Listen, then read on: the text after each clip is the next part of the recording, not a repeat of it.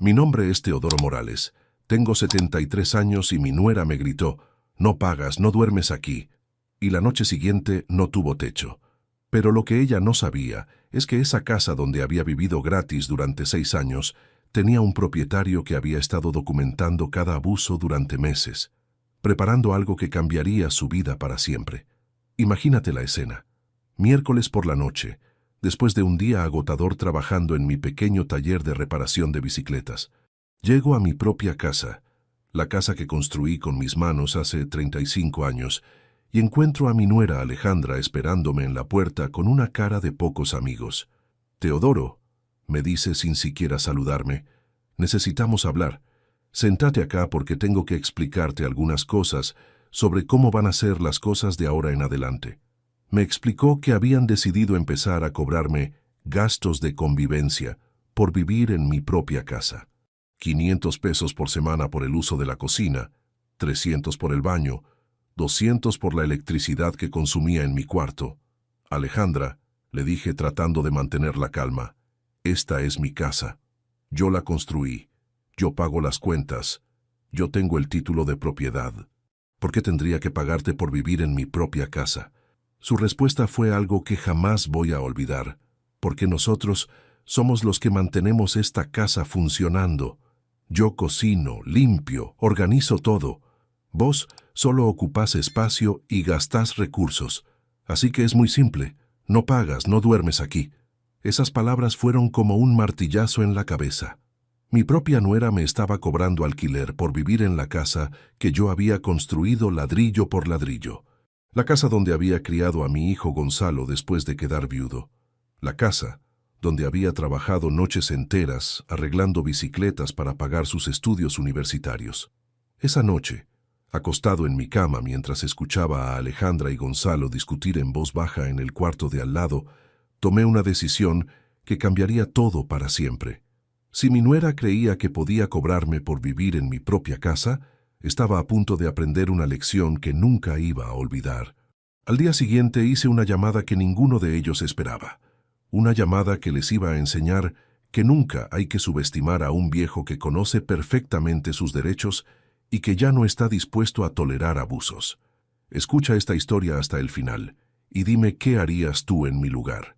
Cuéntame también desde qué país me estás escuchando, porque lo que viene a continuación va a demostrar que la gratitud no se puede dar por sentada y que vivir gratis en casa ajena tiene reglas que no se pueden violar. Para que entiendas cómo llegamos a ese punto, tengo que contarte la historia desde el principio. Mi relación con Alejandra no siempre fue la de un suegro maltratado por una nuera abusiva. Cuando Gonzalo me presentó a Alejandra hace 8 años, me pareció una chica inteligente y ambiciosa. Trabajaba como empleada administrativa en una mutual y estudiaba para recibirse de técnica en seguridad e higiene. Parecía una buena compañera para mi hijo. Gonzalo había heredado mi habilidad manual y trabajaba como plomero independiente. Entre su trabajo y el sueldo de Alejandra, vivían cómodamente en un departamento cerca del centro. Durante los primeros años nuestra relación fue cordial pero distante. Los problemas empezaron hace 6 años, cuando Alejandra quedó embarazada de mellizos. El embarazo fue complicado, con mucho reposo, y tuvo que dejar de trabajar varios meses antes del parto. Con un solo sueldo y los gastos médicos, Gonzalo y Alejandra empezaron a tener dificultades económicas. Un día vinieron a casa con una propuesta que parecía razonable. «Papá», me dijo Gonzalo, «¿qué te parece si nos mudamos acá temporalmente?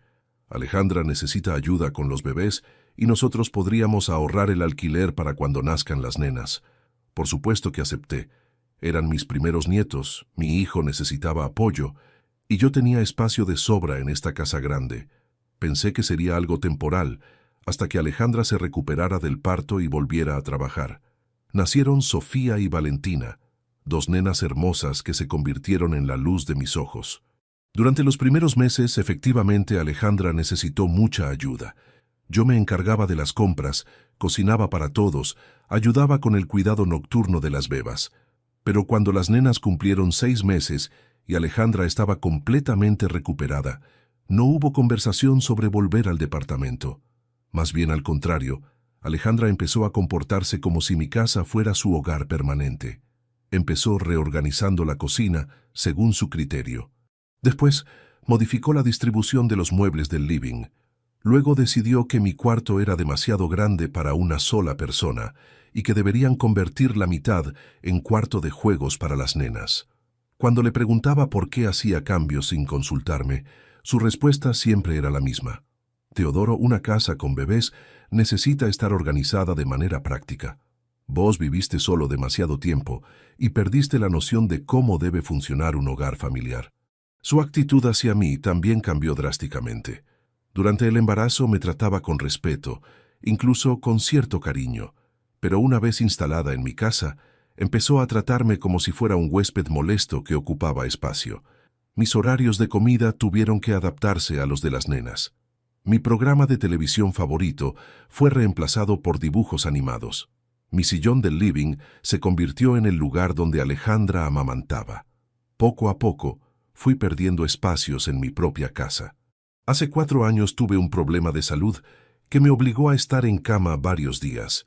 En lugar de cuidarme, Alejandra aprovechó mi debilidad para hacer cambios más drásticos en la casa. Cuando me recuperé, descubrí que había tirado muebles que tenían valor sentimental para mí. La mesa donde mi difunta esposa, Beatriz, desayunaba todas las mañanas. El sofá donde Gonzalo se quedaba dormido viendo televisión cuando era chico. Alejandra, le pregunté, ¿dónde están mis muebles? Los tiré, me respondió sin la menor muestra de culpa. Estaban viejos, rotos, no servían para nada. Necesitaba espacio para las cosas de las nenas. Ese fue mi primer impulso de echarlos de casa. Pero Gonzalo me pidió paciencia. Papá, me dijo, Alejandra está estresada con las nenas. Dale tiempo, va a mejorar cuando se acostumbre a la rutina. Durante los 2 años siguientes, la situación empeoró progresivamente. Alejandra no solo se apropió de mi casa, sino que empezó a tratarme como si fuera su empleado doméstico. Me daba órdenes sobre cuándo podía usar el baño, cuándo podía cocinar, cuándo podía recibir visitas. Si algún amigo venía a visitarme, Alejandra les hacía caras largas hasta que se sintieran incómodos y se fueran. También empezó a controlar mis gastos. Cuando llegaba de hacer las compras, revisaba cada producto y me criticaba por cualquier cosa que considerara innecesaria. Teodoro, ¿para qué compraste esto? En esta casa hay que ahorrar, no podés gastar en caprichos. Caprichos. Llamaba caprichos a mis gustos personales, a los productos que había comprado durante décadas, a las pequeñas cosas que me daban placer en mi vejez.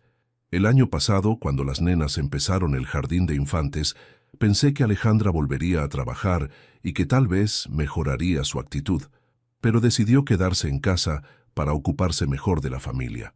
Teodoro, me dijo cuando le pregunté sobre sus planes laborales, ahora mi trabajo es ser ama de casa y madre full-time. Es más importante que cualquier empleo que pueda conseguir afuera. Ama de casa en mi casa.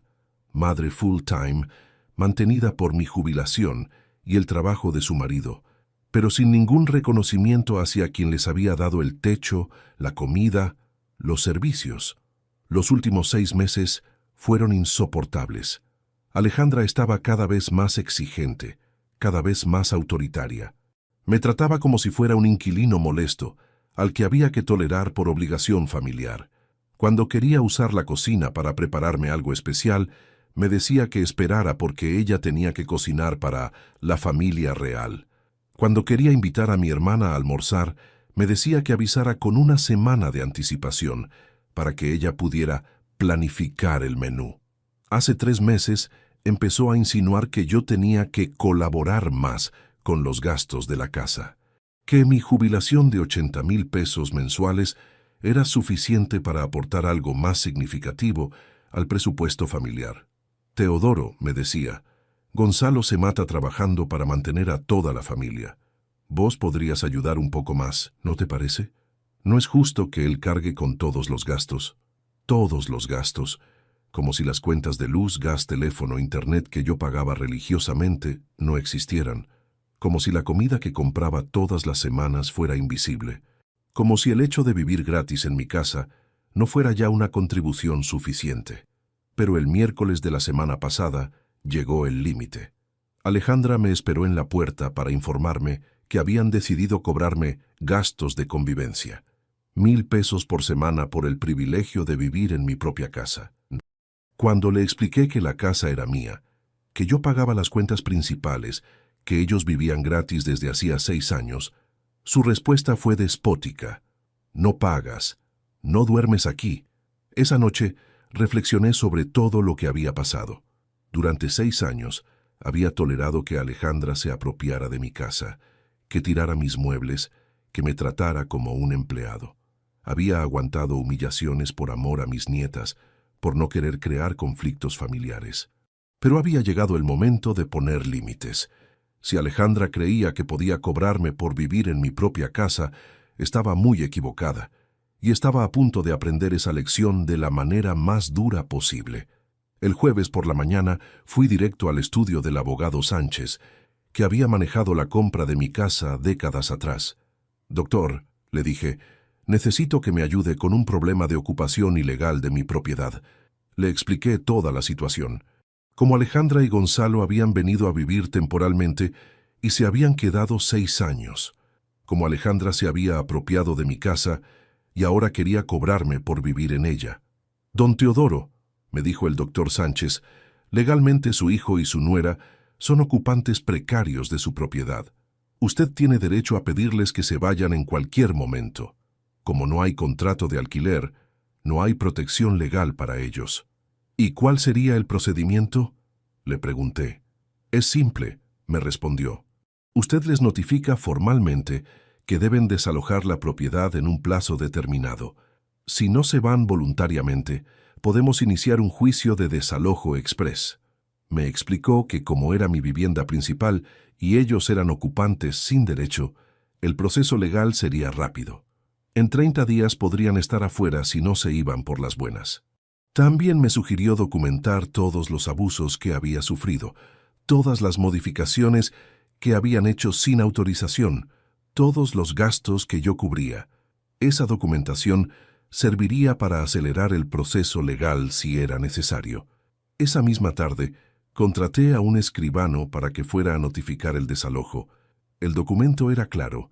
Alejandra, Gonzalo y las nenas tenían 15 días para desalojar voluntariamente la propiedad. Si no lo hacían, enfrentarían un juicio legal que terminaría con su expulsión forzosa. El viernes por la tarde, cuando llegué del taller, encontré a toda la familia esperándome con caras de shock. Gonzalo tenía el papel del desalojo en la mano y me miraba como si no me conociera. «¿Qué es esto, papá?», me preguntó mostrándome el documento. «Es exactamente lo que dice, Gonzalo. Ustedes tienen 15 días para buscar otro lugar donde vivir. Esta es mi casa, y ya no son bienvenidos acá». «Estás loco», gritó Alejandra. «No podés echarnos. Vivimos acá hace 6 años. Las nenas crecieron en esta casa. Vivieron acá 6 años porque yo se los permití. Pero ayer me dejaste muy claro que querías cobrarme por vivir en mi propia casa. Ahora vas a descubrir quién es realmente el dueño». «Papá, no podés hacer esto», me suplicó Gonzalo. «Somos tu familia. Sofía y Valentina son tus nietas. Por supuesto que son mis nietas y las voy a querer siempre. Pero eso no les da derecho a ustedes de maltratarme en mi propia casa». La conversación duró 2 horas y fue desgarradora. Alejandra alternaba entre gritarme que era un viejo loco y rogarme que reconsiderara la decisión. Gonzalo trataba de mediar, pidiendo tiempo para buscar una solución. Pero yo tenía la decisión tomada. Durante 6 años había sido demasiado tolerante, demasiado generoso, demasiado paciente. Había llegado el momento de recuperar mi casa y mi dignidad. Las nenas, que tenían 5 años, no entendían muy bien qué estaba pasando. Solo sabían que los adultos estaban discutiendo y que de alguna manera tenían que mudarse de la casa donde habían vivido toda su vida.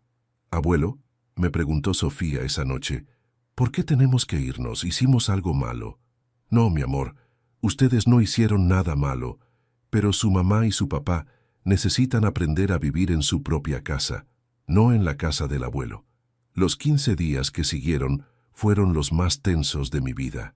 Alejandra trataba de convencerme de que todo había sido un malentendido, que ella nunca había querido faltarme el respeto, que podíamos arreglar las cosas y seguir conviviendo. También intentó usar a las nenas como herramienta de chantaje emocional. Teodoro, me decía, pensá en Sofía y Valentina. Ellas van a sufrir mucho si las sacás de la única casa que conocen. ¿Realmente querés hacerle eso a tus nietas? Ese chantaje emocional me dolía, pero no podía cambiar mi decisión. Las nenas iban a adaptarse a vivir en otro lugar, pero si yo no ponía límites ahora, ellas iban a crecer viendo cómo su madre maltrataba a su abuelo sin consecuencias. Gonzalo también trató de negociar. Papá, me dijo, entiendo que Alejandra se equivocó, pero danos una segunda oportunidad. Podemos establecer reglas claras, dividir responsabilidades, hacer que la convivencia funcione para todos. Gonzalo, le respondí, durante 6 años traté de que la convivencia funcionara. Durante 6 años toleré que tu mujer se apropiara de mi casa y me tratara como basura. Ya tuvieron su oportunidad. A los 10 días del plazo, Alejandra había conseguido alquilar un departamento pequeño cerca del centro. Era mucho más chico que mi casa, pero era lo que podían pagar con el sueldo de Gonzalo. El último día del plazo, un camión de mudanza llegó a buscar sus cosas. Ver cómo sacaban los muebles de las nenas, sus juguetes, su ropita, me partía el corazón. Pero también sabía que era necesario. Alejandra se fue sin dirigirme la palabra. Ni siquiera me miró cuando subió al auto con las nenas. Gonzalo me abrazó en la puerta y me dijo, «Papá, espero que sepas lo que estás haciendo. Espero que no te arrepientas». «Hijo», le respondí, «espero que algún día entiendas por qué lo hice. Y espero que aprendas a poner límites cuando tu propia familia te falta el respeto». Esa noche me quedé solo en mi casa por primera vez en 6 años. El silencio era profundo después de tanto tiempo de voces de niñas, televisión, movimiento constante. Pero no era un silencio triste, era un silencio de liberación. Caminé por todas las habitaciones, recuperando espacios que había perdido. Volví a poner mis muebles donde me gustaba, recuperé mi sillón favorito, pude ver mis programas de televisión sin que nadie me criticara. Los primeros días fueron de adaptación. Tenía que acostumbrarme a cocinar solo otra vez, a manejar la casa sin el ruido constante de una familia numerosa. Pero poco a poco redescubrí placeres que había olvidado. Podía levantarme a la hora que quería. Podía usar la cocina cuando se me antojaba. Podía invitar a mis amigos sin pedir permiso. Podía gastar mi dinero en lo que me gustara sin que nadie me criticara. También descubrí que económicamente estaba mucho mejor. Sin tener que mantener a 4 personas, mi jubilación me alcanzaba no solo para los gastos básicos, sino para darme gustos que hacía años no podía permitirme. Me compré herramientas nuevas para el taller, arreglé cosas de la casa que había postergado por falta de dinero, incluso pude empezar a ahorrar otra vez, algo que no había podido hacer en 6 años, pero lo más importante fue que recuperé mi dignidad. Durante años me había acostumbrado a ser tratado como un ciudadano de segunda clase en mi propia casa. Había normalizado las órdenes, las críticas, las humillaciones. Ahora, en mi casa ordenada según mis gustos, con mis horarios, con mis reglas, volví a sentirme como Teodoro Morales, no como el abuelo molesto que estorbaba en la casa de su nuera. 3 meses después del desalojo, recibí la primera llamada de Gonzalo. «Papá», me dijo, «las nenas te extrañan mucho. Sofía pregunta por vos todos los días. ¿Podríamos arreglar algo para que las veas?» «Por supuesto que quiero ver a mis nietas», le dije. «Pueden venir a visitarme cuando quieran, pero con condiciones claras. Vienen a mi casa porque es mi espacio privado, y cualquier falta de respeto significa que se terminan las visitas». «¿Y Alejandra?», me preguntó. «Alejandra puede venir a buscar y traer a las nenas, pero no entra a mi casa hasta que me pida perdón sinceramente por 6 años de maltrato». Las nietas empezaron a visitarme los sábados por la tarde. Al principio venían con Gonzalo, que esperaba en el auto, pero después de algunas visitas empezaron a venir solas en bicicleta desde su departamento. Esas visitas se convirtieron en lo mejor de mi semana. Sin la tensión de la convivencia forzada, sin el estrés de ser maltratado constantemente, podía concentrarme en ser un buen abuelo durante las horas que pasábamos juntos. Sofía y Valentina me contaban de su nueva escuela, de sus amigas, de las cosas que estaban aprendiendo. Yo les enseñaba a arreglar bicicletas, les cocinaba sus comidas favoritas, les leía cuentos antes de que se fueran. «Abuelo», me dijo Valentina un sábado, «¿por qué ya no vivimos todos juntos? Porque a veces los adultos necesitan tener su propio espacio, mi amor. Pero eso no significa que nos queremos menos. Solo significa que nos vemos cuando realmente queremos estar juntos». Hace 6 meses Gonzalo vino solo a visitarme. Era la primera vez que hablábamos cara a cara desde el día del desalojo. Se veía más maduro, más responsable, como si los meses de independencia forzosa lo hubieran hecho crecer. «Papá», me dijo, «vine a reconocer que tenías razón. Alejandra se comportó mal durante todos esos años. Yo tendría que haber puesto límites mucho antes. Tendría que haberte defendido». También me contó que la experiencia de vivir independientemente había sido difícil pero educativa. Tener que pagar alquiler, mantener un hogar, hacerse cargo de todos los gastos, les había dado una perspectiva nueva sobre lo que yo había estado haciendo por ellos durante 6 años.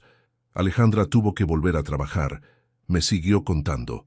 Al principio se resistía, pero ahora dice que le gusta tener su independencia económica otra vez. Se siente más útil, más valorada. Esa información me alegró. Durante años, Alejandra había estado ociosa en mi casa, sin responsabilidades reales, sin desafíos.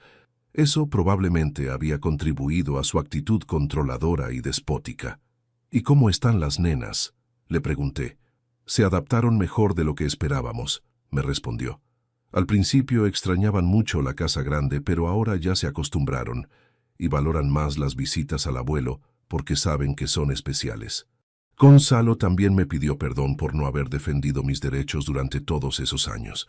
«Papá», me dijo, «yo sabía que Alejandra a veces se pasaba de la raya contigo, pero era más fácil pedirte que tuvieras paciencia que enfrentarla a ella». Esa admisión era importante. Me demostró que Gonzalo había reflexionado sobre su propio rol en la situación y que había aprendido lecciones sobre lealtad familiar y responsabilidad. Hace 3 meses, algo inesperado sucedió. Alejandra vino sola a mi casa. Fue la primera vez que la veía desde el día de la mudanza.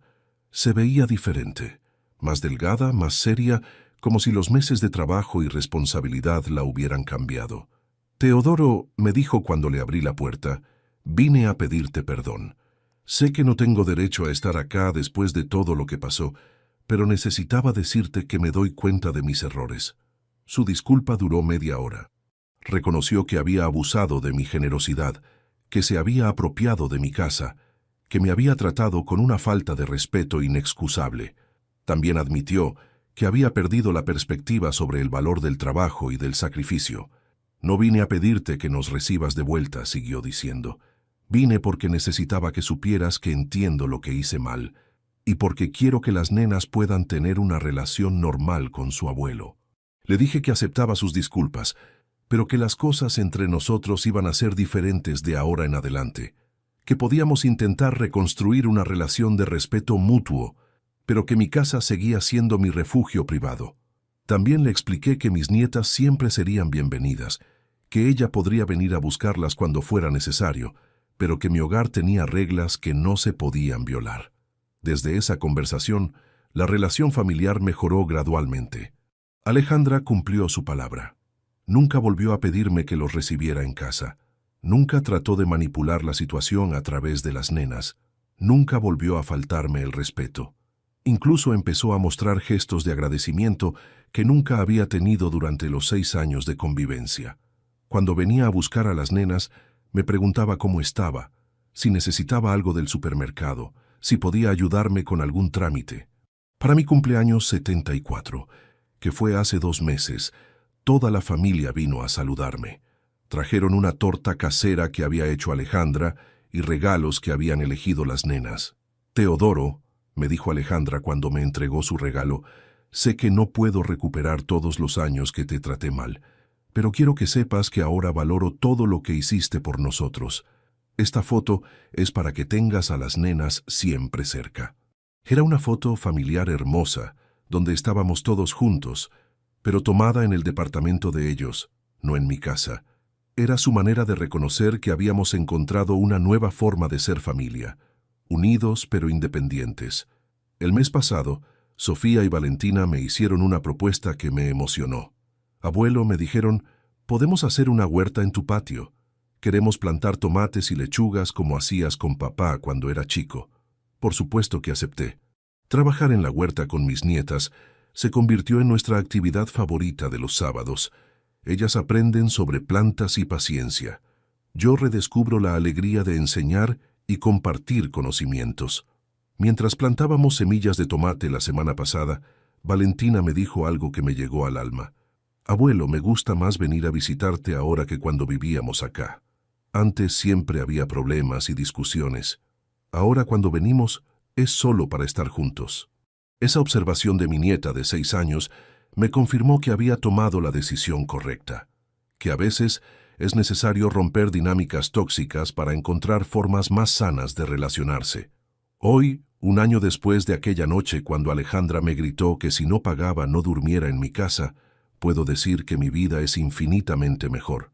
Tengo mi hogar de vuelta, mi dignidad restaurada y una relación más genuina con mi familia. Pero este proceso de reconstrucción familiar no fue nada fácil. Los primeros meses después del desalojo estuvieron llenos de momentos difíciles, de dudas sobre si había hecho lo correcto, de noches en que me preguntaba si no había sido demasiado duro con mis nietas. La primera Navidad después del desalojo fue especialmente complicada. Durante 6 años había pasado las fiestas con las nenas corriendo por toda la casa, con el árbol armado en el living grande, con la mesa familiar llena de regalos y comida. Esta vez iba a estar solo. 3 semanas antes de Nochebuena, Gonzalo me llamó. Papá, me dijo, ¿qué vas a hacer para las fiestas? Las nenas preguntan si van a poder verte en Navidad. No queremos que pases solo. Le dije que estaba considerando ir a cenar a lo de mi hermana Julia, que me había invitado a pasar las fiestas en su casa. Pero la verdad era que no tenía ganas de viajar, de explicar toda la situación familiar a parientes que no conocían los detalles. Al final, Gonzalo y yo arreglamos que las nenas vinieran a pasar la tarde del 24 conmigo, antes de ir a cenar con Alejandra. Fue una decisión que resultó perfecta para todos. Esa tarde de Nochebuena, Sofía y Valentina llegaron con regalitos que habían hecho en el jardín de infantes. Sofía me trajo un dibujo de nosotros dos, arreglando bicicletas. Valentina me regaló un portarretratos decorado con brillantina, donde había puesto una foto nuestra trabajando en la huerta. Abuelo, me dijo Sofía mientras tomábamos chocolate caliente, esta casa se siente muy grande y muy silenciosa sin nosotras. ¿No te da miedo estar solo acá? A veces sí, mi amor, le respondí con honestidad, pero también me siento en paz. Cuando uno vive sin peleas, sin gritos, la soledad es diferente. Es una soledad que uno elige, no una soledad que le imponen. Esa conversación con mis nietas me hizo reflexionar sobre algo importante. Había aprendido la diferencia entre estar solo y sentirse solo. Durante los últimos años de convivencia con Alejandra, me sentía muy solo a pesar de estar rodeado de familia. Ahora estaba físicamente solo, pero emocionalmente estaba en armonía. Después de Navidad, empecé a desarrollar nuevas rutinas que llenaran mi tiempo de manera constructiva. Me anoté en un grupo de ajedrez para personas mayores que se reunía 2 veces por semana en el centro comunitario del barrio. En ese grupo conocí a don Armando, un señor de 78 años que había sido contador durante 40 años y que también había tenido conflictos con una nuera problemática. Su experiencia era diferente a la mía, pero tenía elementos en común que nos permitieron conectar inmediatamente. Teodoro, me dijo don Armando mientras jugábamos una partida, yo también tuve que poner límites duros con la familia de mi hijo. No fue fácil, pero fue necesario. A veces los padres tenemos que enseñar respeto, aunque duela. Esas conversaciones con don Armando me ayudaron a procesar mejor mi propia experiencia. Me di cuenta de que no era el único abuelo que había tenido que tomar decisiones difíciles para preservar su dignidad y su bienestar. También retomé una vieja afición que había abandonado durante los años de convivencia, la restauración de bicicletas antiguas.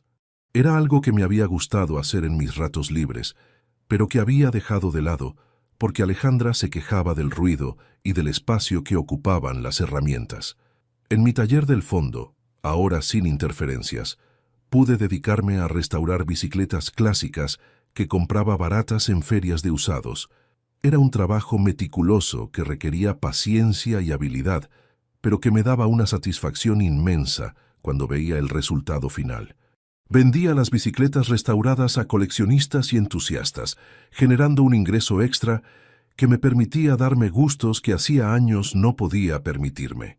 Pero más importante que el dinero, era la satisfacción personal de crear algo hermoso con mis propias manos. 6 meses después del desalojo, recibí una visita inesperada. Era mi compadre Esteban, que había sido testigo de mi boda con Beatriz hace 50 años y que conocía toda mi historia familiar. «Teodoro», me dijo cuando le serví mate en el patio, «en el barrio se comenta que echaste a Gonzalo y a su familia de casa. Mucha gente piensa que fuiste muy duro. ¿Realmente era necesario llegar a ese extremo?». Le conté toda la historia desde el principio, sin omitir detalles.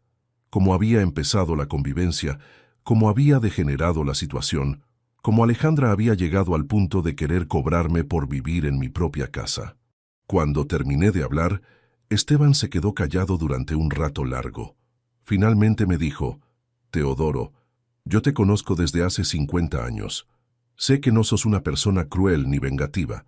Si llegaste a tomar esa decisión, debe haber sido porque no tenías otra alternativa.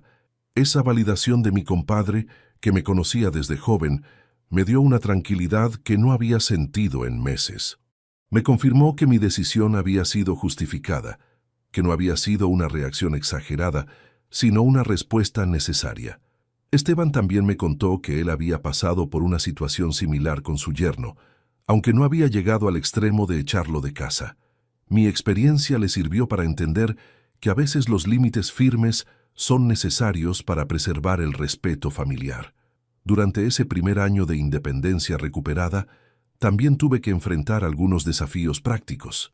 Mantener una casa grande solo no era fácil, especialmente con mi edad y mis limitaciones físicas, pero en lugar de verlo como un problema, lo convertí en una oportunidad.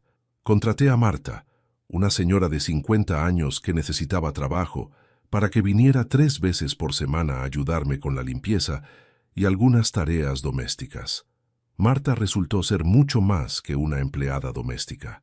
Era una mujer inteligente y conversadora que había criado 5 hijos sola y que tenía una perspectiva muy sabia sobre las relaciones familiares. «Don Teodoro», me dijo un día mientras preparaba el almuerzo, «usted hizo lo correcto echando a esa nuera abusiva. Yo vi durante años cómo lo trataba cuando pasaba por la calle. No era manera de tratar a un señor mayor que les había dado todo».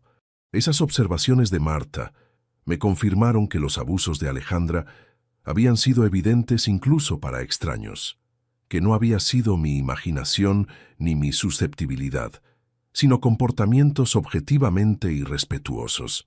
También establecí una rutina de ejercicios suaves en el patio de mi casa. Todas las mañanas hacía caminatas de media hora y ejercicios de estiramiento que me ayudaban a mantener la movilidad y la energía.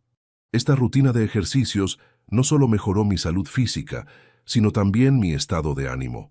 Me sentía más vital, más independiente, más capaz de cuidarme a mí mismo sin depender de nadie. Un año después del desalojo, decidí hacer algunas mejoras en la casa que había postergado durante años. Pinté todas las habitaciones con colores que me gustaban, cambié algunos muebles viejos, mejoré la iluminación del taller.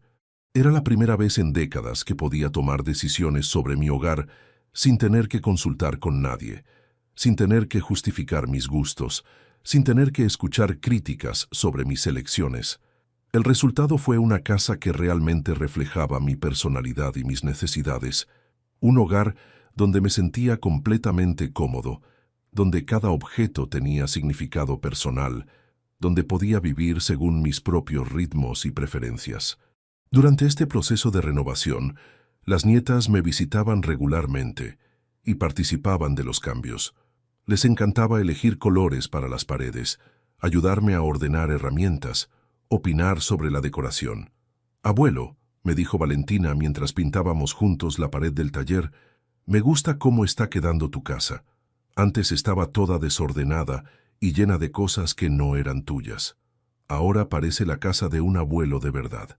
Esa observación de mi nieta de 7 años me llegó profundo.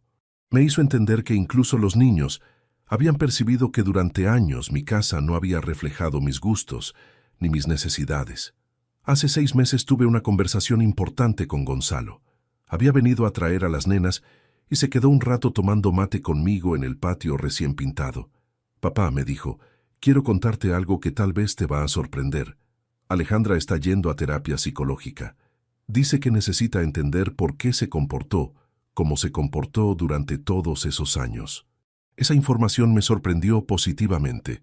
Me alegraba saber que Alejandra estaba reflexionando sobre sus comportamientos, que estaba buscando ayuda profesional para entender y cambiar patrones de conducta problemáticos. El terapeuta le está ayudando a entender que tenía problemas de control. Me siguió contando Gonzalo, que cuando se quedó sin trabajar, trató de compensar sintiendo que controlaba la casa donde vivíamos, pero se fue al extremo y terminó lastimando a toda la familia.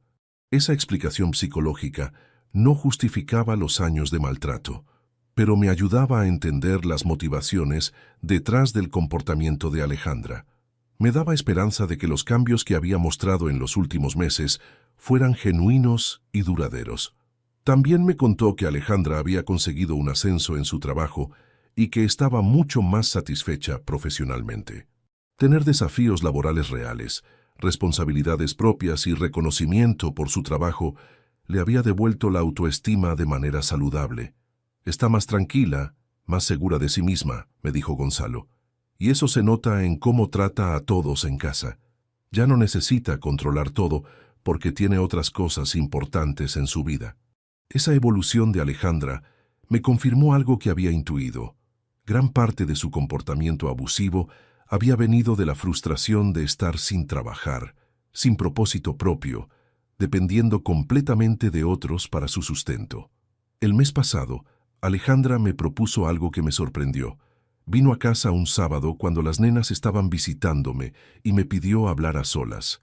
Teodoro, me dijo, sé que no tengo derecho a pedirte nada después de todo lo que pasó, pero quería preguntarte si estarías dispuesto a que tengamos almuerzo familiar una vez por mes, acá en tu casa, con las nenas, pero como familia normal. La propuesta me pareció razonable. Durante el año de separación, todos habíamos aprendido a valorar el tiempo juntos de manera diferente. Un almuerzo mensual nos permitiría mantener vínculos familiares sin volver a dinámicas tóxicas de convivencia. Acepté su propuesta, pero con condiciones claras.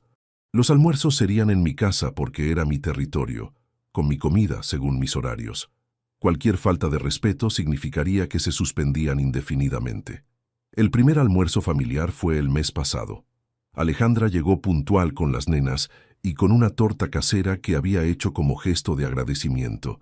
Se comportó como una invitada respetuosa, ayudó con la mesa, elogió la comida, participó de conversaciones sin tratar de dirigirlas.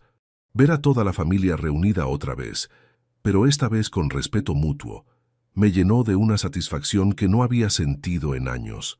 Las nenas estaban felices de tener a todos los adultos importantes de su vida en el mismo lugar sin tensiones. Después del almuerzo, mientras tomábamos café, Alejandra me dijo algo que me emocionó. Teodoro, estos meses viviendo independientemente me enseñaron a valorar todo lo que hiciste por nosotros durante 6 años. No solo darnos techo, sino paciencia, generosidad, amor incondicional.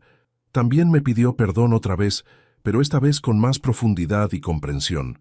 No solo se disculpó por los abusos específicos, sino por haber perdido de vista que yo era una persona con sentimientos, necesidades y derechos. Durante los últimos meses, he notado cambios positivos en toda la familia. Las nenas han madurado mucho.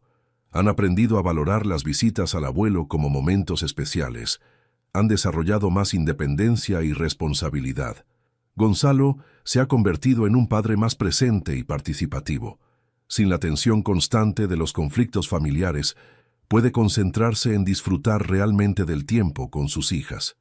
y Alejandra ha encontrado un equilibrio entre ser madre, trabajadora y persona individual.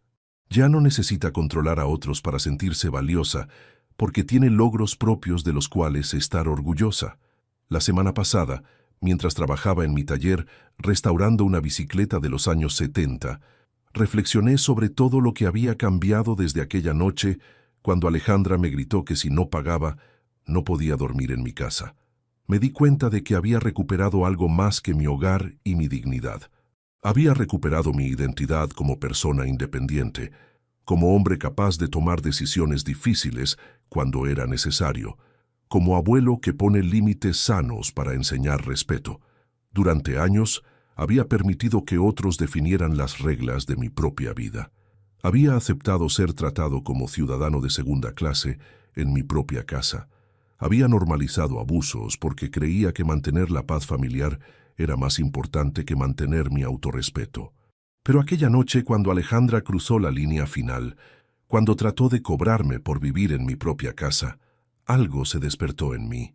La dignidad que había estado dormida durante años finalmente se reveló y me dio la fuerza para actuar. Hoy puedo decir que soy un hombre más completo, más auténtico, más en paz conmigo mismo. He aprendido que el amor familiar verdadero incluye límites, que la generosidad no significa sometimiento, que la edad no significa perder derechos. Mi nuera me gritó: «No pagas, no duermes aquí», creyendo que podía extorsionarme en mi propia casa. Pero la noche siguiente descubrió que había subestimado terriblemente al dueño de la propiedad donde vivía gratis. Mi nuera me gritó: «No pagas, no duermes aquí», creyendo que podía extorsionarme en mi propia casa. Pero la noche siguiente descubrió que había subestimado terriblemente al dueño de la propiedad donde vivía gratis. Y vos, que me escuchaste hasta acá, quiero que sepas algo importante. Si alguna vez alguien abusa de tu generosidad, si alguien se aprovecha de tu bondad para maltratarte, tenés todo el derecho de poner límites firmes. Tu casa es tu refugio, no el reino de alguien más. La gratitud no es opcional cuando vivís gratis en casa ajena. El respeto no se puede negociar cuando dependés de la generosidad de otra persona, y la dignidad no tiene precio, sin importar cuánto pueda costar recuperarla. Cuéntame si esta historia tuvo sentido para vos, y decime desde qué país me estás escuchando, porque al final, lo único que realmente importa no es mantener la paz familiar a cualquier precio, sino mantener el respeto propio, cueste lo que cueste.